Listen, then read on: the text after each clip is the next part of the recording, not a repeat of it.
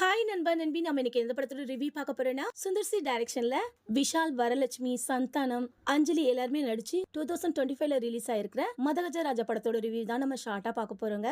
இந்த படத்தோட கதை பாத்தீங்கன்னா 4 ஃப்ரெண்ட்ஸ் எல்லாருமே பாத்தீங்கன்னா ஸ்கூல் மாஸ்டர் பொண்ணுக்கு கல்யாணங்கிறதுனால கல்யாணத்துக்கு போன இடத்துல தான் நம்ம விஷாலுக்கு தெரிய வரும். அவங்க ஃப்ரெண்ட்ஸ் 2 பேருக்கு பெரிய ரவுடியால பிரச்சனை இருக்கிறத தெரிஞ்சுக்கிட்டு அந்த பிரச்சனையில இருந்து ஃப்ரெண்ட்ஸை வெளியே கொண்டு வர்ற விதமா நம்ம விஷாலும் பாத்தீங்கன்னா அவங்க களம் இறங்கி எப்படி அவங்க ஃப்ரெண்ட்ஸ் அந்த பிரச்சனையிலேருந்து காப்பாத்தினாங்கிறதாங்க படத்தோட கதை. படத்துல நம்ம விஷாலோட அவங்களோட நடிப்பு நல்லாவே இருந்தது. அவங்களுக்குன்னு ஒரு ஸ்டைல் இருக்கும் இல்லையா, ஸோ அது சூப்பராகவே பண்ணியிருக்காங்க. அதே மாதிரி இந்த படத்துக்கு ரொம்ப ப்ளஸ்னா நம்ம சந்தானம் அவங்களோட காமெடி தாங்க. சான்ஸே இல்லை, அவங்களோட காமெடி ரொம்பவே நல்லா இருந்துச்சு.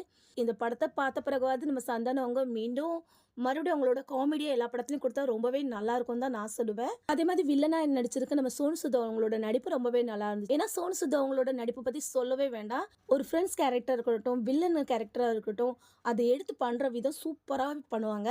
ஏன்னா அவங்க வில்லனா நடித்த ஹிந்தி படத்தெல்லாம் பார்த்தீங்கன்னு வச்சுக்கோங்களேன், நீங்களே சொல்லுவீங்க அவ்வளோ நல்லா இருக்கும். அந்த நடிப்பு அவங்க இந்த படத்தில் கொடுத்த விதம் ரொம்பவே நல்லா இருந்துச்சு. அதே மாதிரி படத்தோட ஹீரோயினா நடிச்ச அஞ்சலியும் சரி, வரலட்சுமி அவங்களும் சரி, அவங்களோட நடிப்பு எதுவுமே பெருசா சொல்லிக்கிற மாதிரிலாம் இல்லைங்க. இன்னொன்னு சொல்லணும்னா படத்துல சாங்ஸ் எல்லாமே கேட்குற மாதிரி நல்லாவே இருக்கு.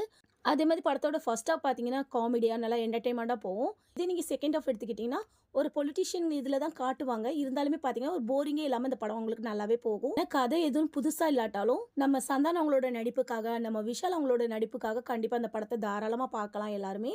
என்னதான் 10-12 வருஷத்துக்கு முன்னாடி ரிலீஸ் ஆயிருக்க வேண்டிய படம் இப்போ ரிலீஸாக இருந்தாலுமே படம் பரவாயில்லைங்க, நல்லா தான் இருக்கு. நல்லவேளை இப்போவாது படத்தை ரிலீஸ் பண்ணாங்களே. அதே மாதிரி இந்த படத்தில் நடிச்ச சில கேரக்டர் இந்த உலகத்துலேயும் இல்லை. இருந்தாலும் அவங்களோட நடிப்பு அந்த படத்தில் பார்க்கும்போது ரொம்பவே நல்லா இருக்கு. ஸோ மறக்காம நீங்களும் இந்த படத்தை போய் பாருங்க. படம் எப்படி இருந்ததுன்னு மறக்காம கமெண்ட் பண்ணுங்க. எல்லாருக்கும் அட்வான்ஸ் ஹாப்பி பொங்கல் நல்வாழ்த்துக்கள். Bye friends.